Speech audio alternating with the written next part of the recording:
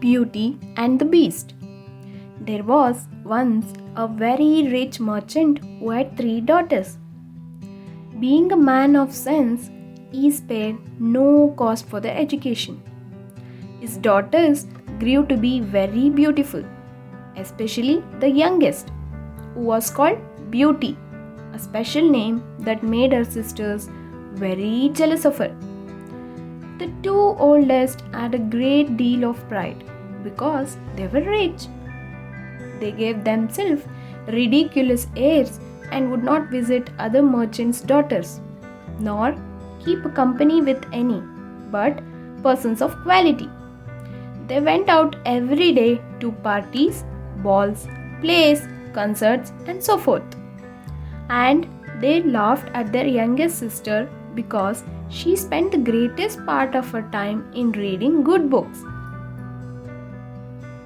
Suddenly, all at once, the merchant lost his whole fortune. Accepting a small country house at a great distance from town, and told his children with tears in his eyes that they must go there and work for their living. The two eldest answered that they would never have to leave the town, for they had several prominent merchants who they were sure would be glad to have them, though they had no fortune. But the good ladies were mistaken for their lovers, slighted and forsook them in their poverty, as they were not liked on account of their pride. Everybody said they do not deserve to be pitied. We are very glad to see their pride humbled. Let them go and give themselves quality airs in milking the cows and minding their dairy. But we are extremely concerned for Beauty. She is such a charming, sweet tempered creature who speaks so kindly to poor people and has such a friendly, gracious nature. When they came to their country house, the merchant applied himself to farming, and Beauty rose at 4 in the morning. Before the others stirred, she made hasty to clean the house and prepare breakfast for the family. In the beginning, she found it very difficult, for she had not been used to work as a servant. But in less than 2 months, she grew stronger and healthier than ever. After she had done her work, she read, played on the harp she chawed, or else sung while she spun yarn.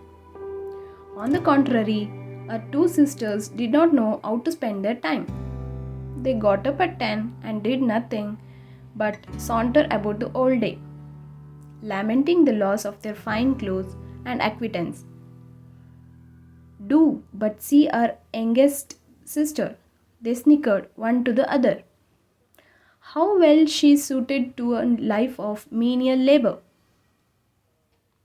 The family had lived about a year in the country house when the merchant received a letter with an account that a ship he thought had been lost at sea, that held on board dozens of bolts of clothes and silks he had purchased, had in fact safely arrived.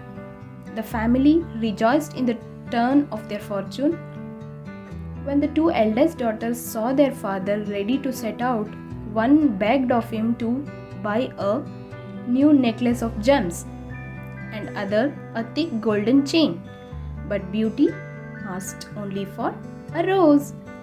The good man set off on his journey, but when he came there, oh, such problems there were over who properly owned the ship and the merchandise on board, and after a great deal of trouble and pains to no purpose, he came back as poor as before.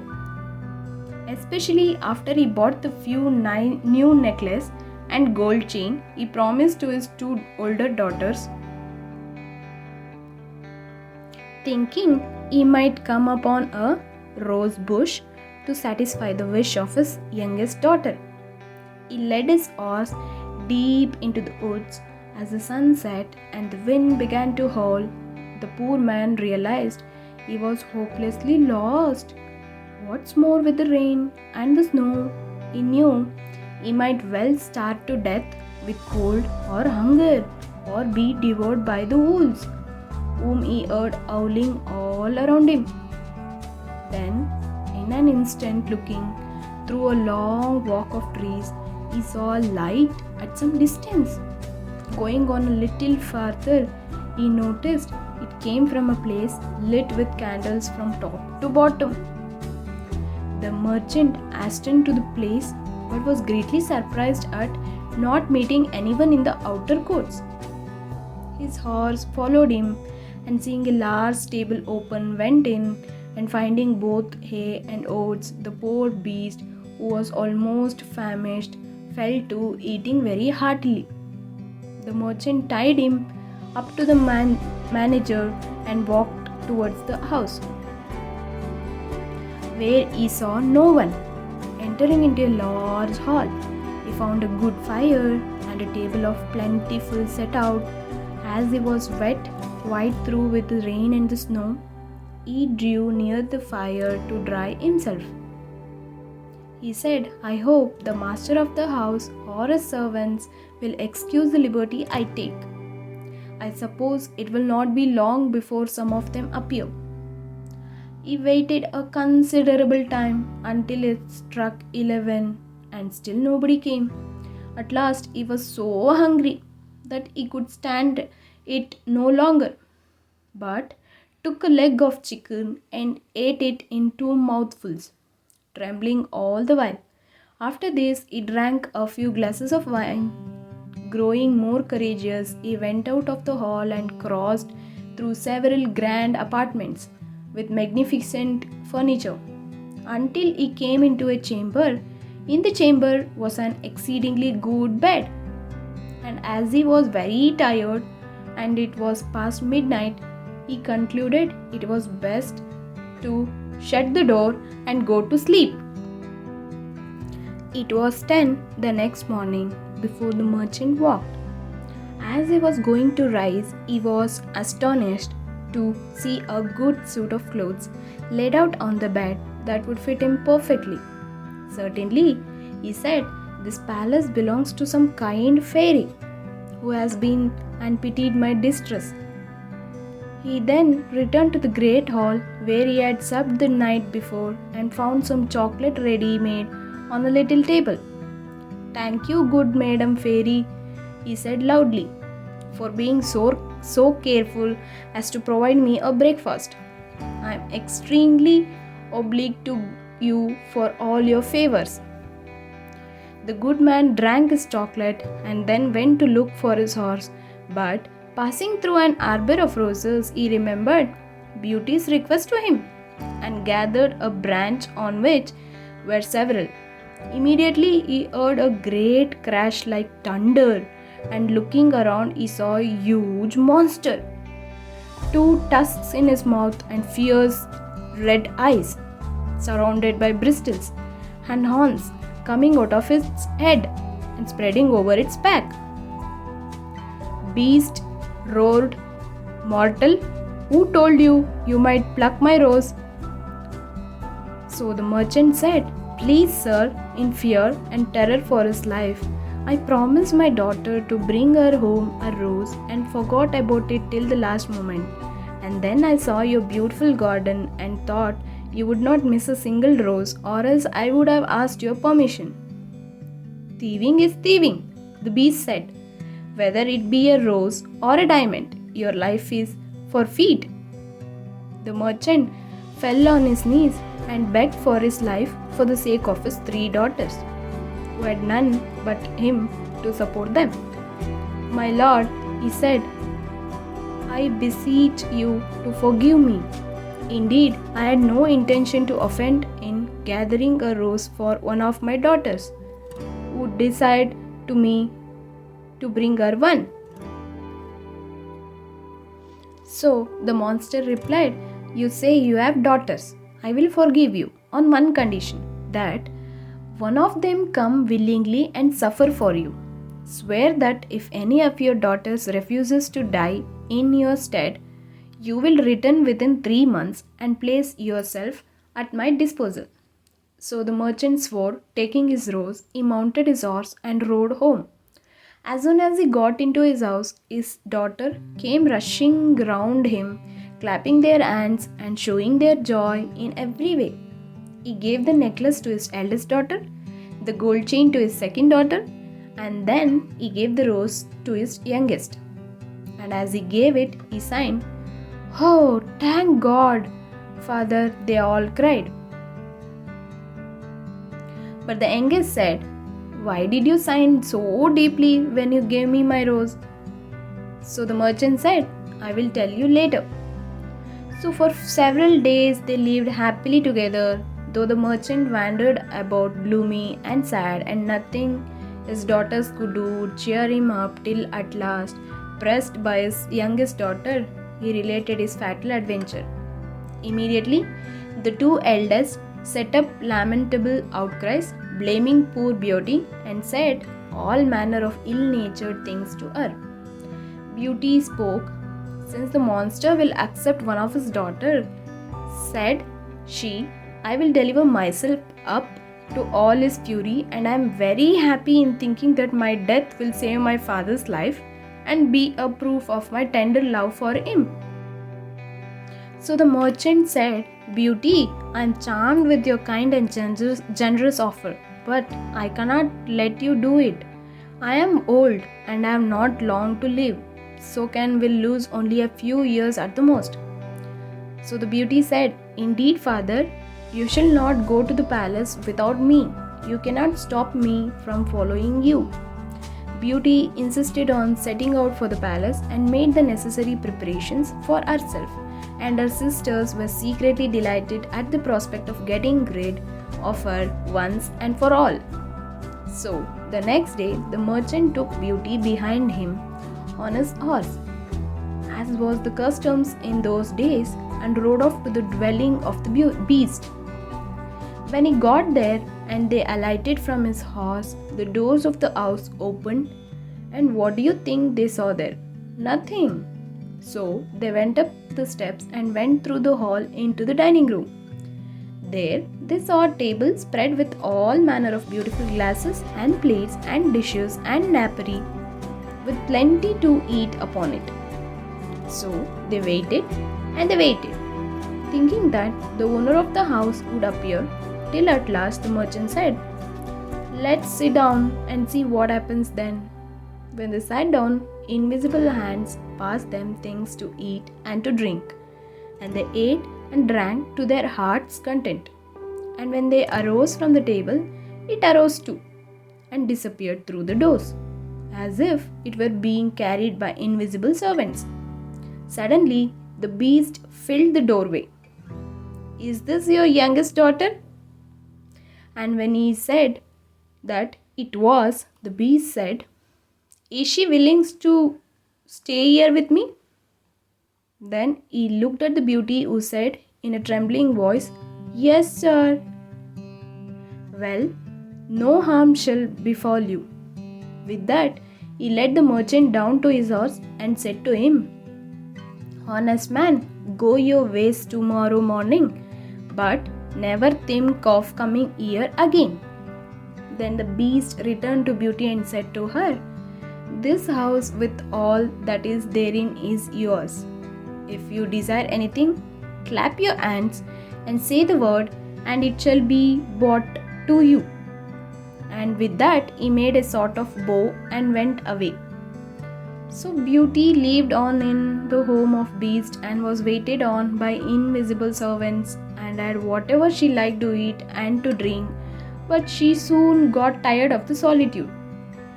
Next day, when the beast came to her, though he looked so frightening, she had been so well treated that she had lost a great deal of her terror of him. So they spoke together about the garden and the house and her father's business and all manner of things, so that Beauty lost altogether her fear of the beast. "Beauty," said the beast, "if my presence is troublesome, I will end our conversation and levy you. For tell me, do not you think me very ugly? Is it true?" Said Beauty, "For I cannot tell a lie, but I believe you are very good natured."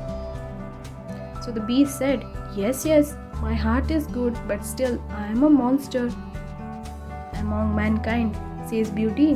"There are many that deserve that name more than you, and I prefer you just as you are to those who under a human form hide a treacherous, corrupt and ungrateful heart."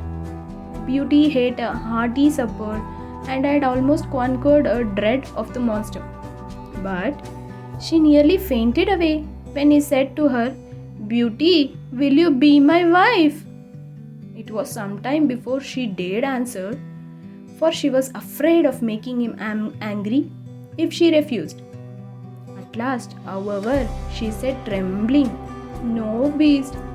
Immediately the poor monster signed and then hissed so frightfully that the whole palace echoed. But Beauty soon recovered her fright, for Beast said in a mournful voice, "Then farewell, Beauty," and left the room. Beauty spent the next 3 months very contentedly in the palace. Seeing the Beast often had so accustomed her to his deformity that, far from dreading the time of his visit, she would often look on her watch to see when it would be 9, for the Beast never missed coming at that hour. There was only one thing that gave Beauty any concern, which was that every night before she went to bed, the monster always asked her if she would be his wife. One day, she said to him, "Beast, you make me very uneasy. I wish I could consent to marry you, but I am too sincere to make you believe that will ever happen.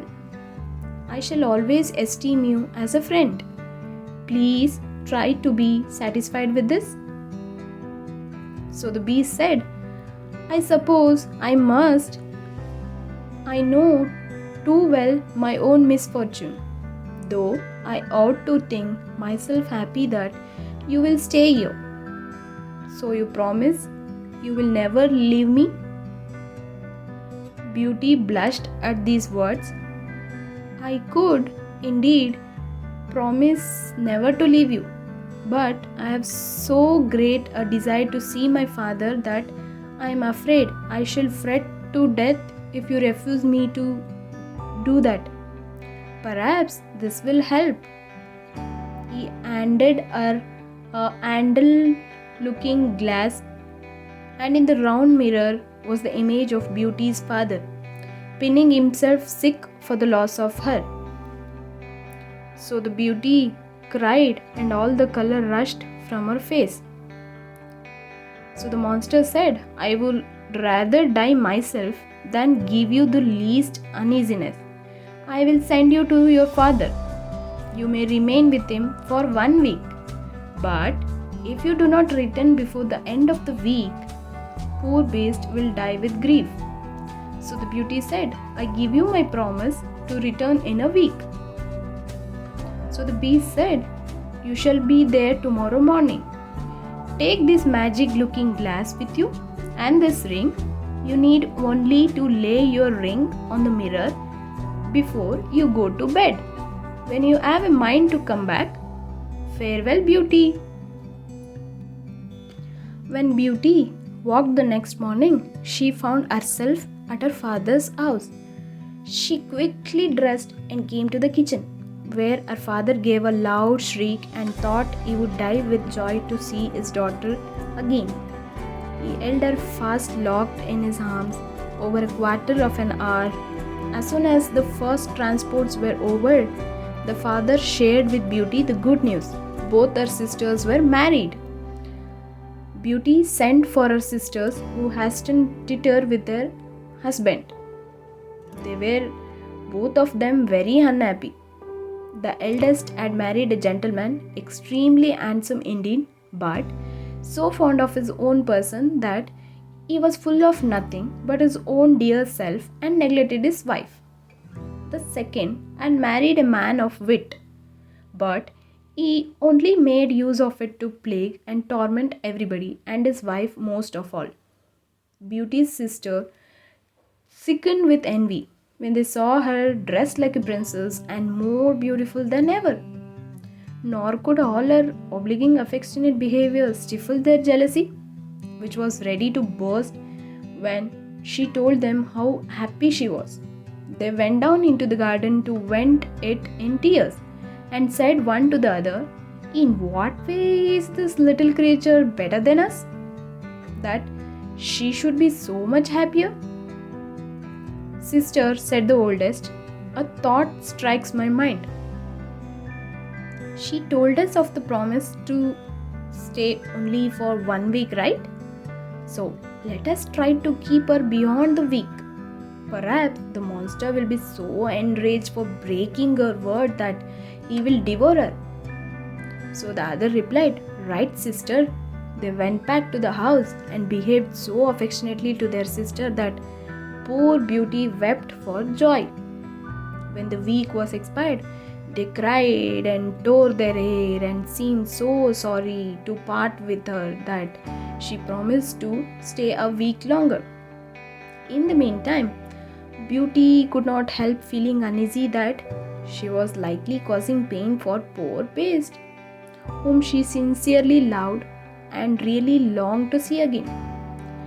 The 10th night she spent at her father's, she dreamed of the Beast in the palace garden, suffering, maybe even dying, for loneliness for her. Beauty was startled from her sleep, sat up straight in the bed, and burst into tears. "Am I not very wicked," she said, "to act so unkindly to Beast, who has treated so hard to please me in everything? Is it his fault if he is so ugly? He is kind and good, and that is more than enough. Why did I refuse to marry him? I would be happier with the monster than my sisters are with their husbands. It is neither wit nor a fine face in a husband that makes a woman happy, but virtue, sweetness of temper, and thoughtfulness, and the Beast has all these valuable qualifications." Having said this, Beauty rose, put her ring on the mirror, and then lay down again. Scarce was she in bed before she fell asleep, and when she woke the next morning, she was overjoyed to find herself in the Beast's palace. She put on one of her richest suit and waited for evening with the utmost impatience. At last, the wished for hour came. The clock struck 9, yet no Beast appeared. Beauty then feared she had been the cause of his death. She ran crying and wringing her hands all about the palace, like one in despair.